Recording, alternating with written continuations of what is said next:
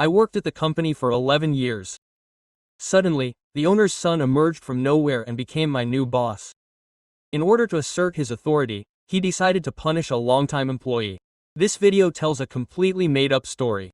Any similarity to real people, companies, or events is purely coincidental. The content is created for entertainment purposes only and does not reflect actual events or intend to encourage inappropriate behavior. That longtime employee was me. The first blow was directed right at my chair. In front of the most important client, he threw a cup of coffee in my face. "This is what you serve our senior partner. This trash is making a fool of the entire company." I was burning with rage, but for the good of the firm, my firm in many ways, I swallowed the sharp pieces of my dignity and endured it.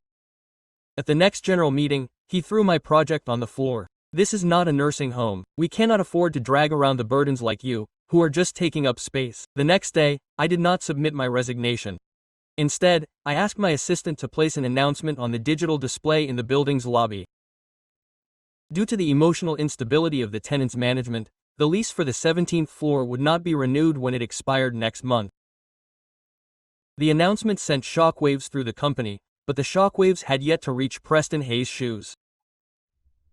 He probably believed his mother would hold up the sky if it ever collapsed. His immediate priority was to remove me from his path like the thorn I had become. "Ian, I'm amazed you have the nerve to show up here today," his voice whispered over my shoulder as I sat down. He stood behind me, arms folded, chin raised, as if in intimate conversation with the ceiling tiles. "I thought that after your humiliation with Panthesis yesterday, you'd have the good sense to pack up and leave. You have a thick skin, I must say." I didn't even look up. I calmly turned on my computer. "Preston. It's business hours." My composure irritated him. He let out a dry, cutting laugh. "Work. Perfect. Let's find you something to do. I don't want anyone to say that Horizon Media Group pays people to warm their chairs."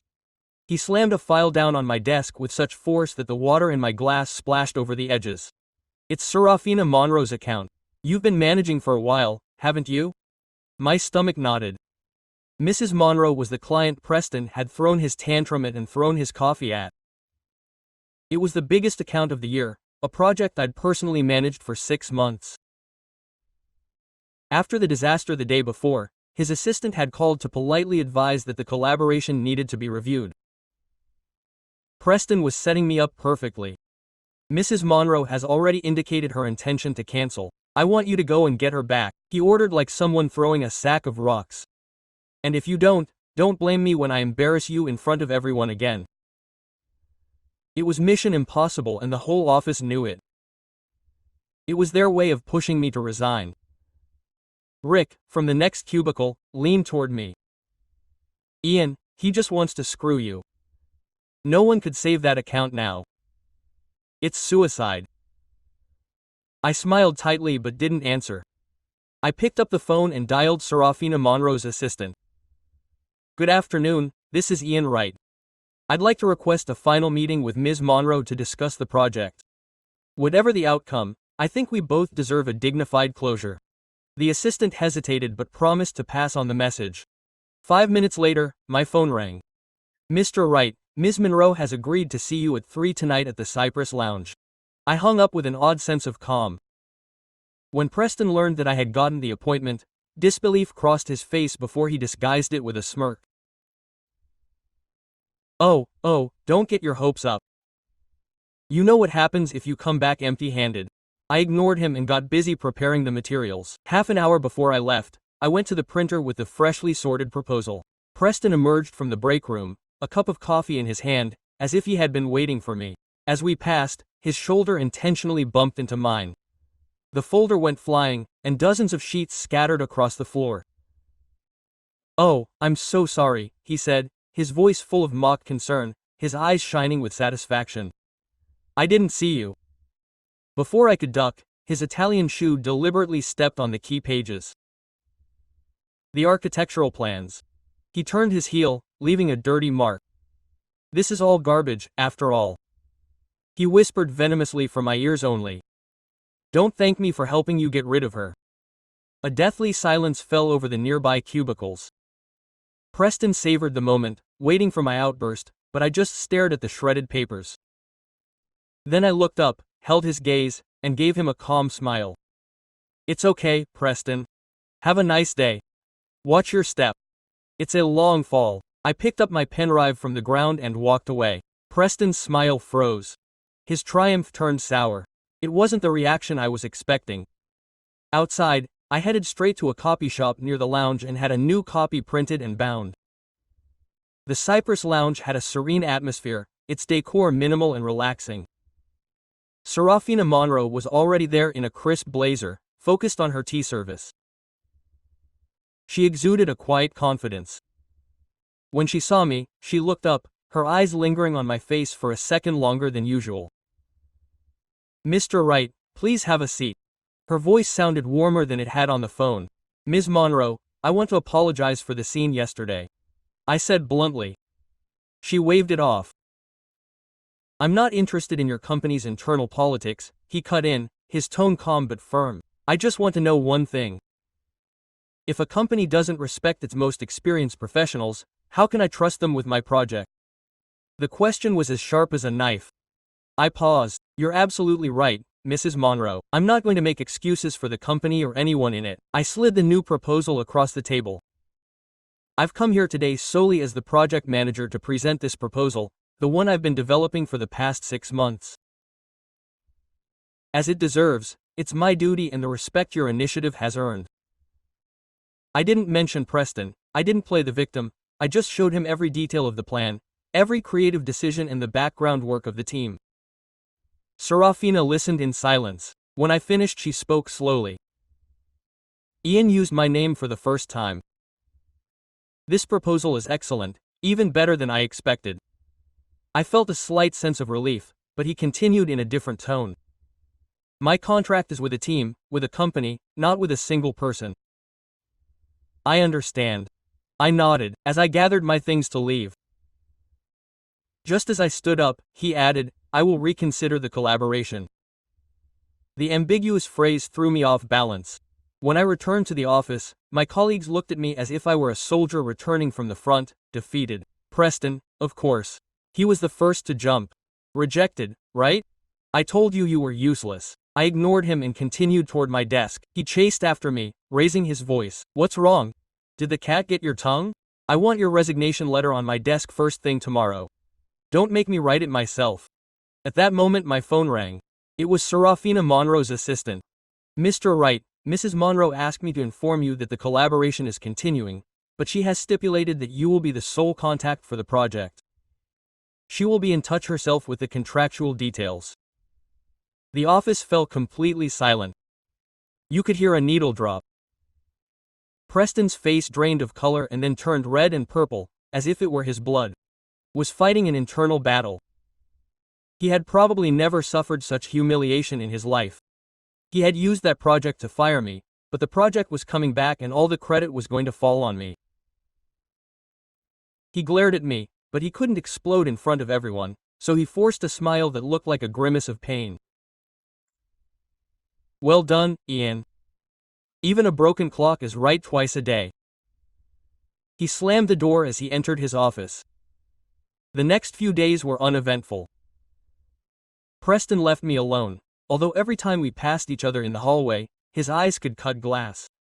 I ignored his antics and focused on Serafina's project. One day, while I was on a video call with his team, Preston suddenly burst in. I need to see you outside now. His tone was openly hostile. I frowned.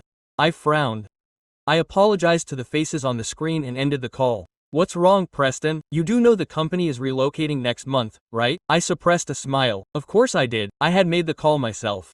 Order not to renew the lease, but my face didn't betray anything. I remained impassive. I heard something. I replied, my mother wants you to take charge of locating the new headquarters. The conditions are clear.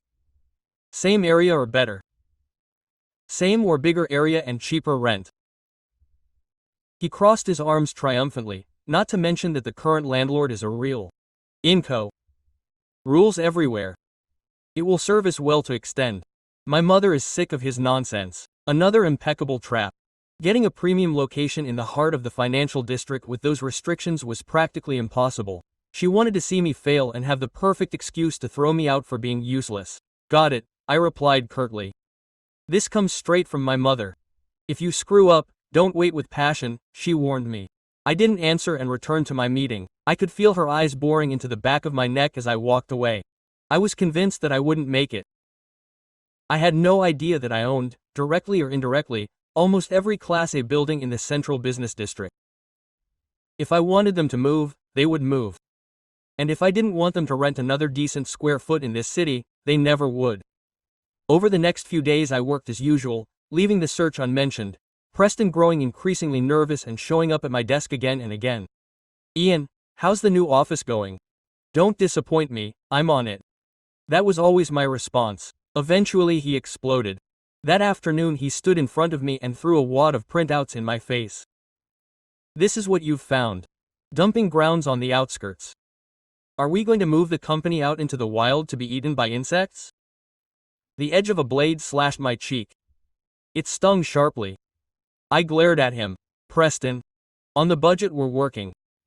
This is the best a prime location in the CBD can do. I'm not interested. My mother commissioned you to do this and you're going to do it. If you can't do it, you know where the door is, he shouted. And his voice echoed through the silent office. Everyone froze. I slowly gathered up the papers from the floor, looked him in the eyes, and spoke slowly. Preston, you may not know this, but more than half of the A-rated office buildings in this district are owned by one person, and that person has a reputation for being picky with his tenants. He detests the unprofessional, the emotionally unstable, and, above all, the rude. A look of bewilderment crossed his face. He still didn't get it. I smiled, took out my cell phone, and dialed my assistant's number. I put it on speakerphone. When I hung up and put the phone away, the atmosphere in the office had changed. It was no longer one of suppressed tension. It was something dense, electric. All eyes were on me, but not in mockery anymore, but in a mix of admiration and fear. Preston stood there, red-faced, his mouth half open, unable to process what he had just heard. I said nothing more. I sat back down and resumed my conversation, video call that he had interrupted with his control attack. On screen, Serafina Monroe's team waited patiently. The guy with thick glasses and curly hair even smiled. Excuse me, I said calmly. Internal business, back to you.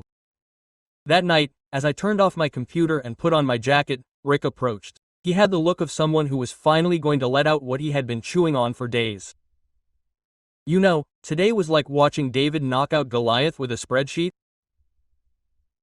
I don't know if that makes me David or Goliath at this point, I replied, exhausted.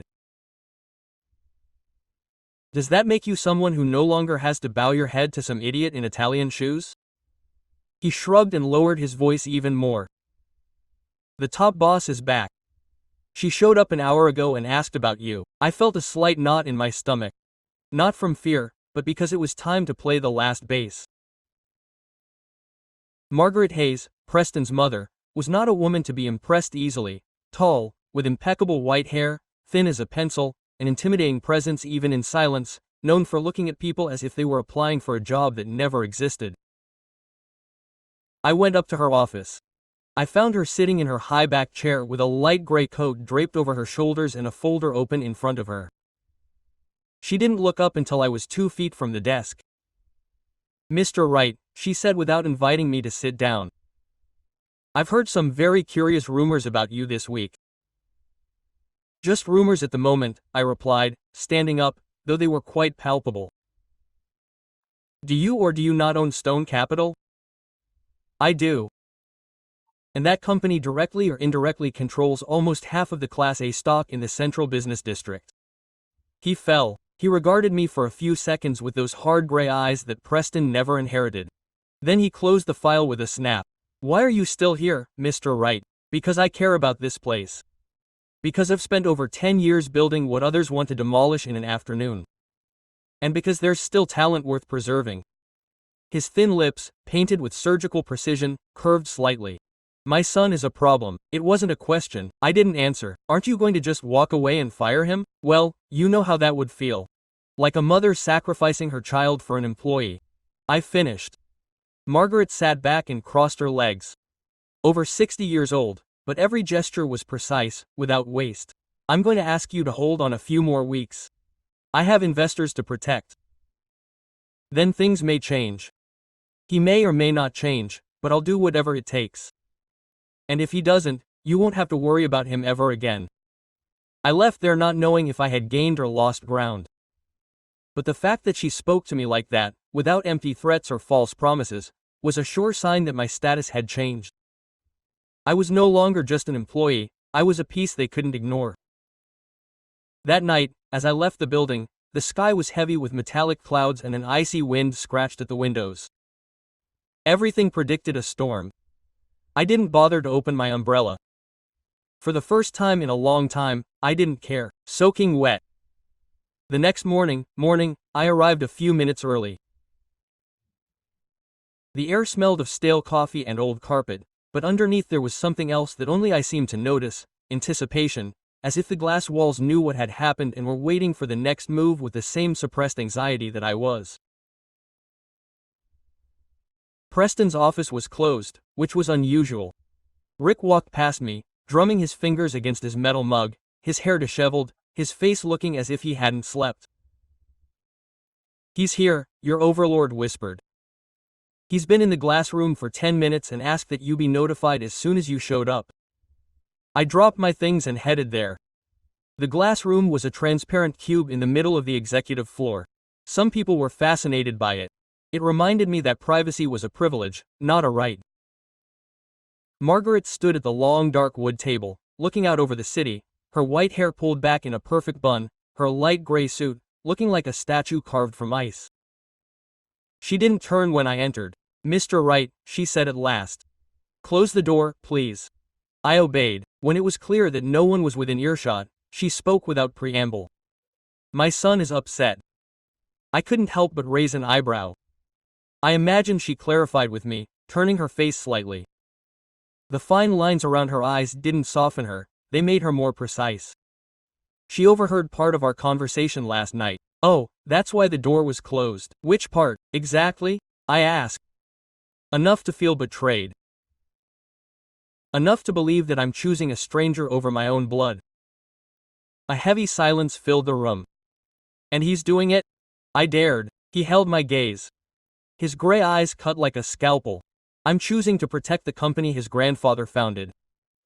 And my son Ian isn't ready." He's 32 years old, and the emotional maturity of a teenager who was never taught how to lose didn't surprise me. What did strike me more was the veil of melancholy that covered his expression. A fleeting but genuine crack in his usual, unwavering mask. "What does he expect me to do?" I asked. "To keep working as usual, to keep my composure, not to provoke him, even if it's tempting, and to give him time to put it aside without ruining his existence in the attempt." His words struck home in a place I hadn't expected, in that area that still reminded me of what I had been like at 32, fighting to prove my worth. Preston was a despot. Yes, but he was also the product of an environment that never set boundaries for him. And if he refuses to cooperate, I insisted, he will cooperate, he replied with refined coolness, because I'm not giving him a choice. The slam of a door in the hallway made our heads turn simultaneously. Through the glass we saw him striding toward his office. His normally haughty face was drawn, his eyes puffy, his light brown hair disheveled, as if he hadn't slept a wink. He was jacketless, and his light blue shirt was wrinkled. He didn't look like a boss, he looked like a disoriented child. "Give him a little leeway for now," Margaret murmured softly. "He'll try to fight you, but he's hurt. And a wounded animal can be unpredictable." "I know," I replied, "but I also know how to protect myself." She nodded, picked up her folder, and headed for the door. Before she left, she added, "Ian, don't underestimate my ability to defend what I consider mine, or my capacity to recognize who deserves a higher position than they currently hold." Her words hung in the air long after the door closed. I wasn't sure if they were a warning, a promise, or a threat. Maybe all three. I returned to my desk. From his office, Preston was staring at me through the glass with a mix of resentment and vulnerability that I had never seen him display. And in that moment, I realized that this story was far from over. The worst or the best had yet to begin. The morning passed in a tense, almost unreal calm. Preston never left his office once. There was a random banging sound inside, as if he were looking for something to break or a reason to justify his fury. I tried to focus on Serafina's project, but every now and then I felt a gaze fixed on me. I soon realized it was Rick, poking his head out of his cubicle like a restless meerkat. At noon he tapped twice on my desk. "Come on," he said, "I'll buy you a coffee and I won't accept any refusals." Rick was 39 years old, with honey-colored eyes and a face eternally suspended between mockery and concern. He walked with me to the elevator as if he were escorting me through a witness protection program. We went down to the building's cafe, a small place with dim lights and the constant aroma of toast. Rick ordered a cappuccino. I ordered a black Americano. When we sat down, he laced his fingers on the table and looked at me very seriously. "Ian, listen carefully," he said, completely abandoning his usual joking tone. "You can't stay here." I froze, my hand still on the hot cup. "I know the CO is trying to clean up the mess," he continued. "I know you, well, practically own Media City Financial, but this place doesn't deserve you and you don't need to keep getting beat up just because you've been working your ass off for this company for 11 years. I swallowed slowly. It was the first time anyone had ever put it to me so bluntly. "Rick, let me finish." He lowered his voice even more and pointed up to Preston's office. "She hates you because you're walking proof of her ineptitude and she, no matter how powerful she is, isn't going to change the essence of her son. You're still here out of loyalty, but that loyalty isn't reciprocated." I looked at my coffee. Steam was rising in slow curls. The truth hurts differently when it's told to you by someone who truly cares about you. "And there's more," Rick added, coming closer. "You could start your own agency tomorrow. You'd be better, bigger. And you wouldn't have to put up with a big kid throwing tantrums every time mommy isn't paying attention." I let out a tired but genuine laugh. "You always have the right thing to say to make someone want to blow it all off." He didn't shake his head. "I'm just saying what you already know and don't want to acknowledge." I was about to answer when my phone vibrated. A text. My chest tightened a little when I saw the name. Serafina Monroe. I opened it. "Ian, are you free tonight? I need to talk to you about the project." Rick raised an eyebrow at my face. "Good news." "I hope so," I replied, though I wasn't sure. Serafina wasn't one to ask for time on a whim. If she wanted to see me, it was for something serious. Rick took a sip of his cappuccino and set the cup down with a tap. "Whatever she wants, listen to her. And listen to yourself too. This could be the sign you've been waiting for." I leaned back in my chair, watching the foam on his coffee melt as he continued talking about possible futures, about how he'd go with me too if I ever invited him. I smiled at him. Rick was loyal, too loyal for this place. Back on the 17th floor, Preston finally emerged from his lair. His face was puffy, his eyes red. He looked like a man who had spent the night fighting his own ghosts and had lost. 32 years old, light brown hair, unkempt, 2-day-old stubble marking his angular jaw, tie askew. We passed each other in silence. He eyed me like a cornered dog. I held his gaze without aggression, just taking in his state. He pursed his lips and moved on. Me too. That same heavy, exhausted silence stayed with me as I exited. At 7 a.m. I grabbed my coat and left the building. As the cold night wind whipped at my face, I checked my phone again. Serafina wanted to talk about the project, but something inside me told me it wouldn't be just that. The restaurant was dimly lit, with dark wood and polished steel that didn't need to boast about its luxury. Cypress Lounge, the same place where we had had that crucial meeting a few weeks earlier, seemed even more intimate at night, as if it only admitted those who had something truly important to say. She was already there by a side window, a glass of white wine in her hand, her expression calm. She was wearing a cream blazer that showed off her tanned skin, and her black hair was pulled back in a low bun. Her large, dark eyes seemed more approachable tonight, less corporate, more human. I moved closer. Mrs. Monroe smiled faintly. Ian said, indicating the chair across from her. Please, have a seat, and let me remind you one last time that this is not a board meeting. I sat down a little stiffly. I had trouble letting my professional guard down around her, not just because of who she was, but because of what she represented. Serafina was in her early 40s, but she had that ageless elegance. Slim, precise gestures, a measured voice that forced one to lean in so as not to miss a detail. Do you mind if we put the project on hold for a moment? He asked. I shook my head. He put his glass down. I've worked with many agencies, he began. Some giants, others with great potential, but never with someone who walks the fine line like you. I frowned, confused. The fine line. Yes, he nodded. Ian.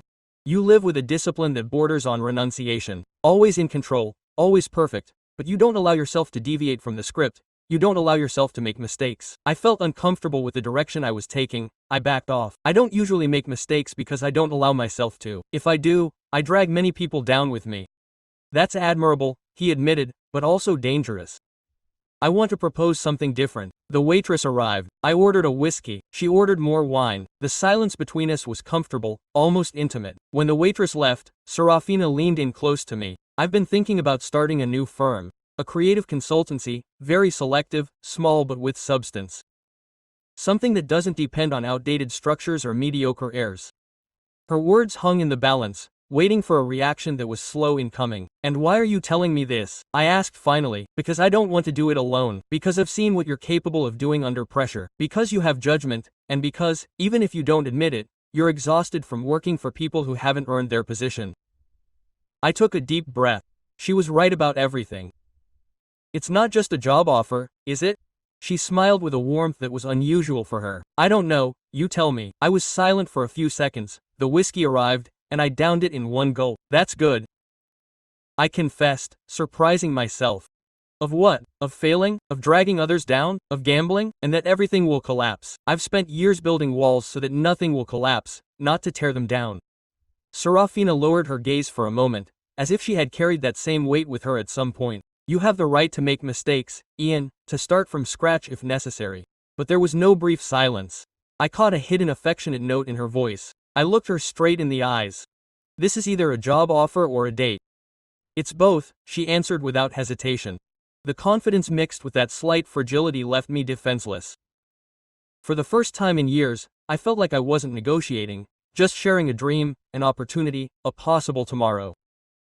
Dinner continued amidst suppressed laughter, honest conversation, and a conversation that gradually moved away from business topics and became intimate. She told me about her childhood in Caracas, about how her father taught her to close deals without selling her heart. I told her about my early days at Horizon, when I still believed that talent was enough to get you noticed. When we left the restaurant, the night was cold but not annoying. We walked several blocks in silence, as if silence were part of the pact. At the corner, before we parted ways, Serafina stopped. Think about it carefully, he said, but not too much, because if you decide not to come, I'll go ahead anyway and it would hurt if you weren't there. He moved a little closer. He didn't kiss me. It wasn't necessary. His closeness said it all. We said goodbye with barely a brush of fingers. That night, when I got home, I threw the keys on the table as always. But for the first time in a long time, my mind wasn't in the office. It was with her and with everything we could create together. The next day, I entered the building with a strange feeling in my chest, as if I carried a secret throbbing beneath my skin. It wasn't remorse, it was resolution. I hadn't accepted Serafina's offer yet, but something inside me was already saying goodbye to that place. In the elevator, Rick glanced at me quickly. All good. You have the face of someone who has received news that changes everything. Something stirred, but I still can't tell you about it. Let's just say that last night they made me an offer that was impossible to refuse. She asked without naming it. I nodded. So, my friend, he said, smiling, hold on tight because when Serafina Monroe proposes something to you after office hours, it's almost never just work. We laughed quietly as we exited the elevator, but my smile froze as I entered the 17th floor. My desk was a chaos of papers, open folders, documents scattered around. Someone had rummaged through everything while I was gone. Rick went ahead, scanning with his eyes. You didn't leave this like this, did you? I shook my head. And my things. I opened drawers. Everything was in disarray. The planner was lying around, the folders mixed up. Only a person would be so clumsy and spiteful as to do that in broad daylight. Preston. I went to his office, but he was out before I got there. He wore an exaggerated mask of surprise, his dark blonde hair shiny with gel, as if he were trying to keep something in place that was already slipping away from him, his dark blue suit that did nothing to hide his nervousness. Well, he said, raising his voice so everyone could hear. I found some very curious documents on your desk, things that shouldn't be there. You invaded my space. Your desk is company property. Everything on it is too. He took a step closer. In his hand he held a red labeled folder, and you know what I found? Internal notes, client lists, balance sheets, files that don't appear in any official system. His tone dripped with venom. I understood instantly what he meant. Are you accusing me of leaking information? I'm not accusing you, I'm stating it. He held up the folder. This goes straight to legal. Rick stood beside me like a shield. This is absurd, he interjected. I saw those papers yesterday. They're the drafts of Project Monroe. All within protocol. Preston ignored him and stared at me, waiting for me to explode, to make a scene, to give him the perfect excuse that his mother had never given him to fire me. You know what I think, Ian? He lowered his voice to a toxic hiss. I think you and that woman are up to something, and I'm warning you. If you dare touch my clients, I'll destroy you legally, professionally, and if you provoke me, even personally. I didn't answer. Not because I didn't have the words, but because Rick grabbed me by the arm and dragged me. Come on. I followed him to the printer room. There, amidst the humming of the machines, he pulled out his phone and opened an audio file. His face was tense, but satisfied. I heard this in the bathroom yesterday, he said. I didn't know what it was, so I recorded it just in case. He pressed play. Preston's voice, clear, unmistakable. If we sow enough doubt, we'll force his way out. All we have to do is put the right documents in the right place. Do you understand? And if he notices, another voice replied, probably the one from Human Resources. He won't notice. And if he does, it'll be too late.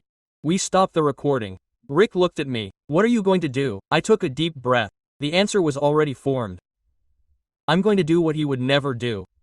Play fair, but play hard. We walked back down the hallway. Preston was still there, talking loudly into his phone, as if announcing his big win. I walked over. He hung up when he saw me.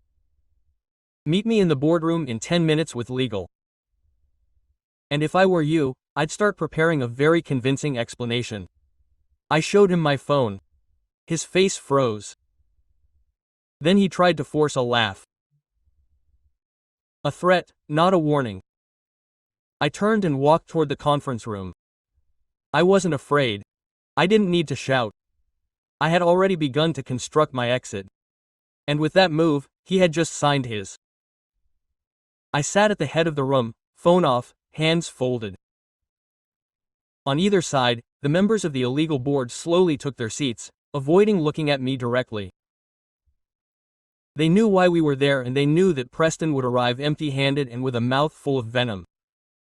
The dark wooden oval table barely reflected the cold light from the ceiling, with no windows, just gray walls, sober paintings, and a clock that seemed to be ticking more slowly than usual.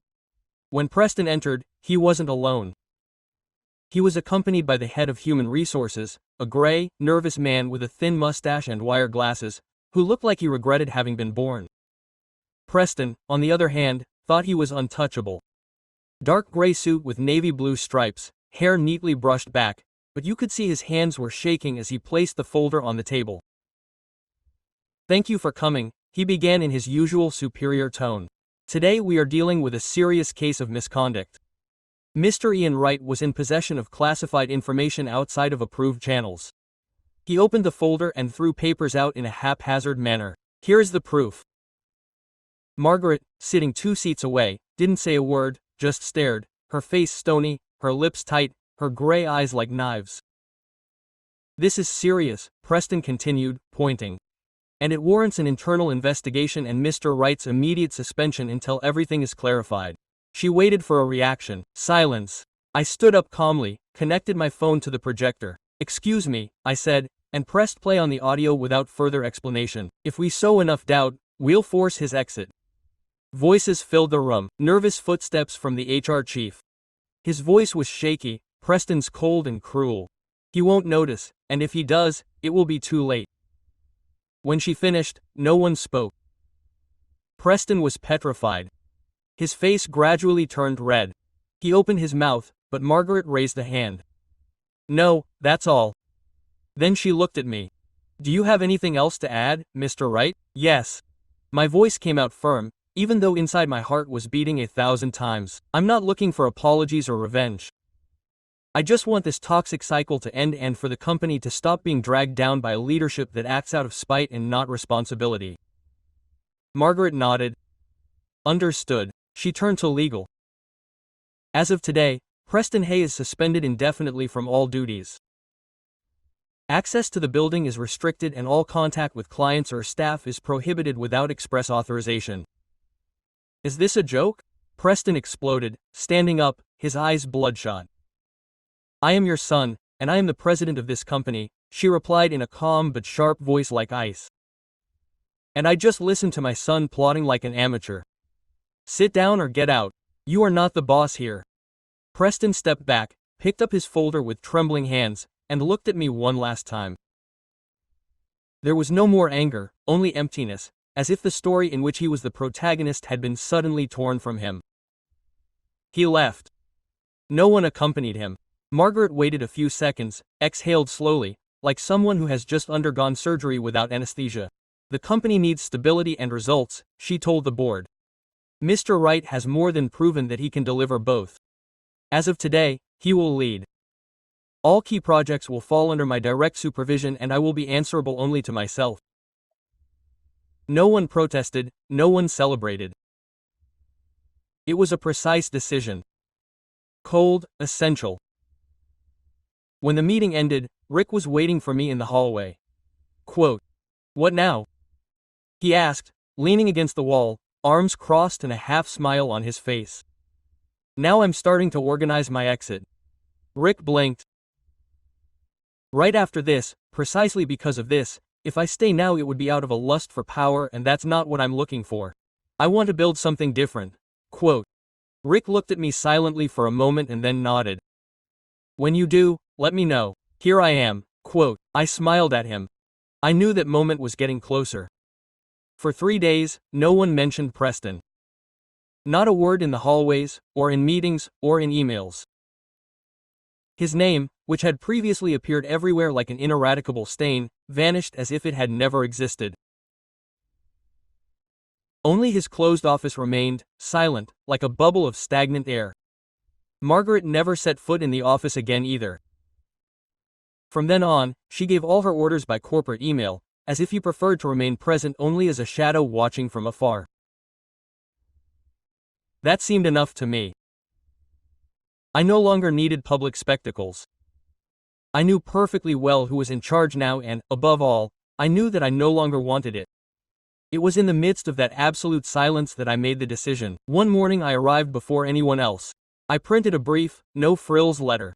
Voluntary resignation. 12 clear, direct, undramatic lines. I left it signed on Margaret's desk along with a copy of my current contract and a handwritten note. "Thank you for the opportunity. It's time to open other doors." I left there knowing that I would never return. I returned to my post for the last time. Rick was already there in his shirt sleeves as if he had sensed everything.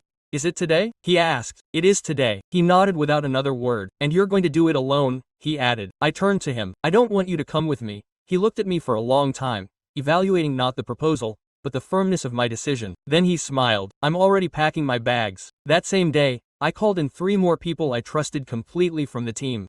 People of integrity who had never been seduced by Preston's ego or sold out to Margaret's favors. In total, 5 coordinated resignations effective at the end of the month.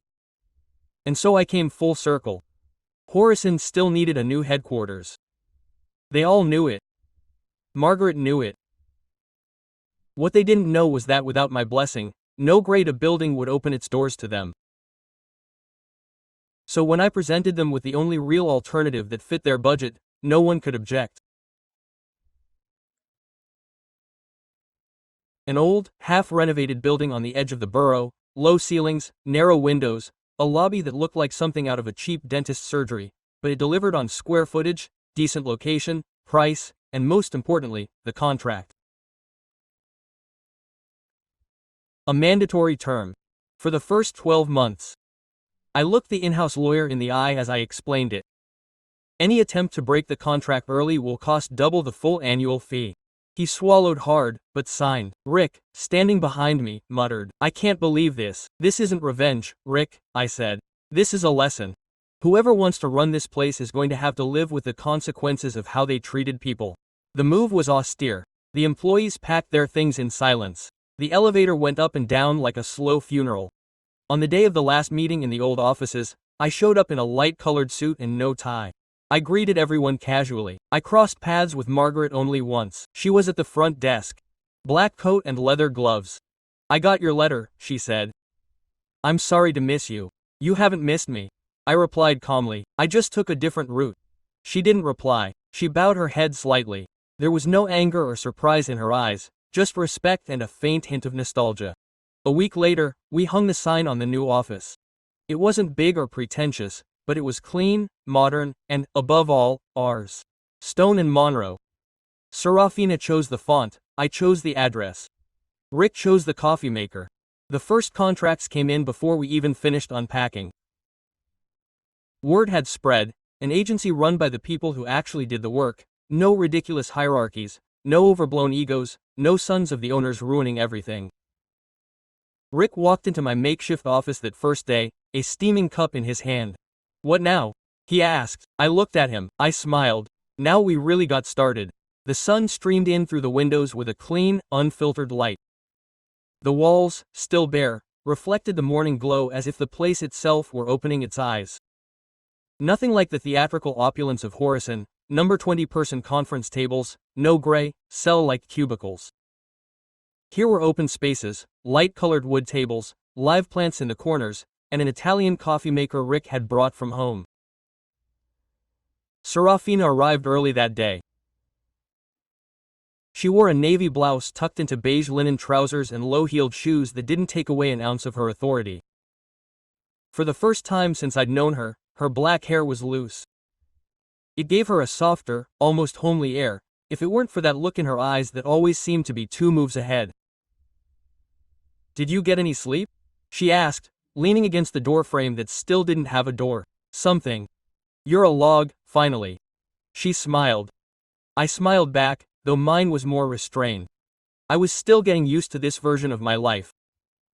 A place of my own, shared decisions, the freedom to make mistakes without asking for permission, and above all she, Serafina Monroe, wasn't a partner. She'd put up not just money, but vision, connections, and structure.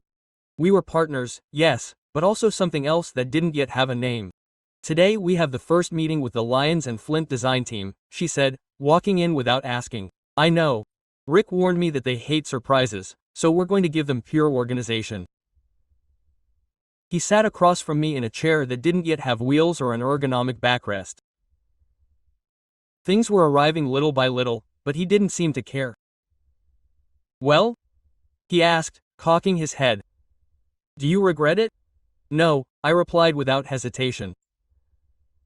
"A little scared." She nodded. "Me too," she said without mockery or easy consolation.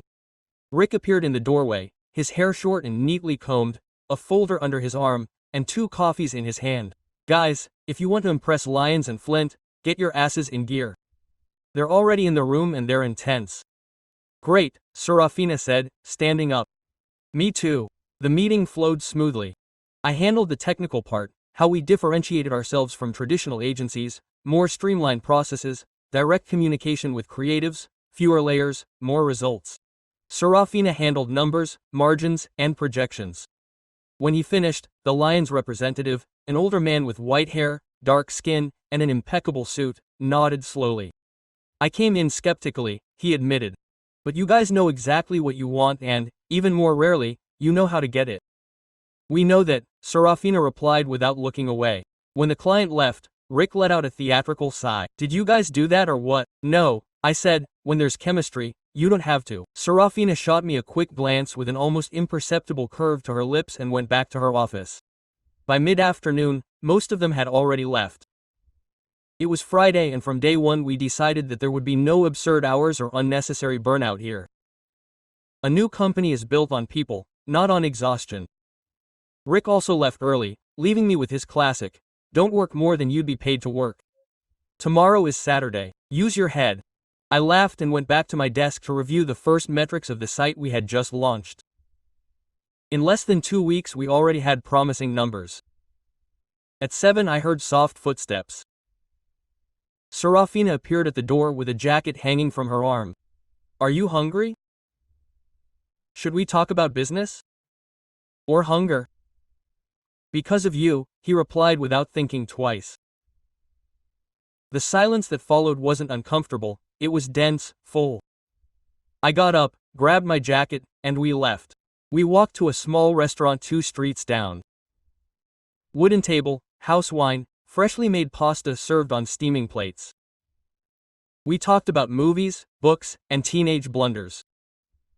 When the bill came, Serafina stared at her half-empty glass. "Do you know why I decided to do it with you? Because you needed someone you could trust." "No, that came later. At first it was because I recognized something, that tense way of holding on to things as if the world would fall apart if you let go." I fell silent. "I was like that too," he continued. "Until I understood that nothing beautiful is built on fear, only on trust." I took a sip of wine. "And do you trust me?"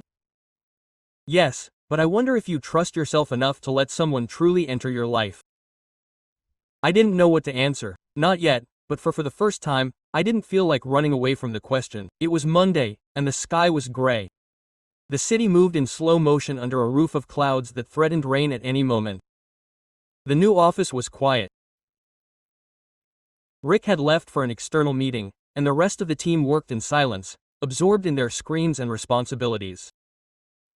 Everything depended on me. I was in my office analyzing the data for a campaign we had just launched when the internal phone rang.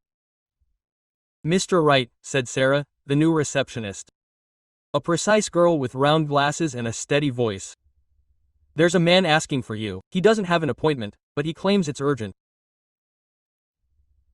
Name: Preston Hay. I felt a slight knot in my stomach. It wasn't fear, it was more like the automatic echo of an old scar. "Show him in," I replied, "and no one is to enter the meeting room until I tell them to." Quote. I rose and walked down the hallway with measured steps. Preston stood by the window. He wore a black coat that was dripping with fine rain. He was thinner, his dark circles under his eyes deep, his hair perfectly combed but lifeless. He had lost the arrogance that had once defined him. Now he seemed simply human, wounded. "Hello, Ian," he said without turning. "Preston. Nice place, sober, cold, efficient." I sat down across from him. "What do you want?" He finally looked at me. There was something new in his eyes, a calm surrender, without drama, like someone who has already gone through all the stages of pain. "I came to apologize." I didn't say anything. I waited. "I don't expect you to forgive me," he continued. "I just need to tell you that I understand what I did, how I did it, and what I became." I frowned. "What?" "The ghost of what my mother dreamed for me, a broken version of something that never quite fit together." He took off his coat and laid it on the back of the chair.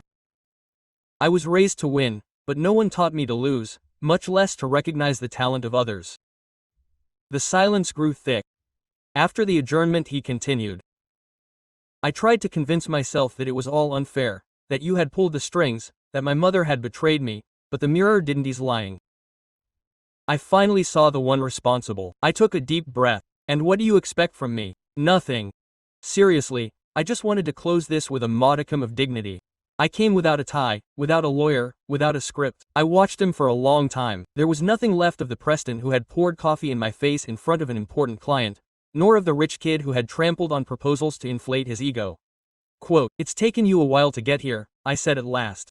Too much, he admitted. I don't need your forgiveness, Preston.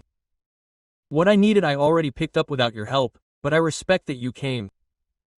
He nodded, looked at his hands for a moment, then looked up. Do you think I can still rebuild anything? Yes, but away from the rubble you left behind. He stood up, didn't extend a hand, didn't make any theatrical gestures, just turned toward the door. Take care, Ian. I mean it this time. When he left, I didn't feel euphoria or vengeance, just a clean calm. Like when you let go of a weight you didn't even remember carrying. I went back to my office. Serafina was standing there by the window. She didn't ask anything, just looked at me. Are you okay? Yes, better than I imagined. She nodded. He came looking for a second chance. But you took it long ago without asking. What about you? I asked. Are you ready for a second chance? He didn't answer right away. He walked over slowly, and when he was in front of me, he lowered his voice. It depends. You are. You. I looked at her this time without fear. With certainty. Yes. Time flew by without much fanfare. In a few weeks, Stone and Monroe stopped being the new agency and became the one everyone was looking at. Clients came by word of mouth. Campaigns went viral without paying a cent for advertising, and above all, the atmosphere was different. Laughter in the hallways, ideas scribbled on the walls, genuine respect in meetings. Working there wasn't a job, it was belonging to something. There were days when I didn't even think about Coruscant. Others, I remembered it with a mix of gratitude and distance, like someone looking at a city from an airplane window. That old building no longer overwhelmed me. It was part of the past, not the present. My office still had no door, my choice. I liked the hustle and bustle of people, the contained noise, the feeling of being part of the collective pulse. That day, however, I noticed something strange. Everyone seemed to be conspiring. Rick walked by, smiling as if he were keeping a huge secret. Sarah turned off the screen every time I approached. Even Clara, the most talented designer, reserved. She winked at me as we passed each other at the coffee machine. I decided to act like nothing had happened. The hours passed. I worked quietly. It was raining outside. It was warm inside. Around 7, a soft knock on the non-existent frame. It was Serafina in a black blazer over a bottle green dress I had never seen her wear before. Her hair loose, slightly wavy, falling over her shoulders. She leaned against the air where the door should have been, as naturally as she did. You're always busy, but not so busy today that you're going to run away. I smiled. Okay, because I'm tired of waiting for you to invite me to dinner again. I blinked. Sorry. She crossed her arms. I've been good, I've given you space. I've treated you like a partner, as an equal. But I'm warning you, I have a limit, and that limit is that if you don't invite me, I'll invite you. I couldn't help but laugh. That sounds like a threat. That's a statement of intent. She took a step closer. I don't want to be the story of the partner who fell in love with the boss, who never dared to cross the door that had been open for months. I stood up and walked toward her slowly. We stood face to face. Serafina, it's not that I don't want to, it's just that I've never known how to do it without breaking what we already have. And what do we have? What? She asked without backing down. Trust. She nodded. Trust isn't broken by a kiss, Ian. It's broken by being afraid to give it. Then I understood. We didn't need more time or for everything to be perfect. What we had was already built. Respect, complicity, shared vision and, yes, an attraction that we both pretended to ignore for too long. I moved closer. She didn't move.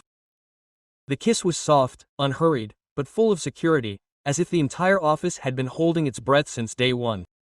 When we separated, she smiled. Finally, we took a step back. The moment didn't break anything. On the contrary, it sealed what was already written in every glance, in every decision we made side by side. Rick walked down the hallway, saw us and gave us a thumbs up. It was about time. She screamed before disappearing. Serafina let out a laugh.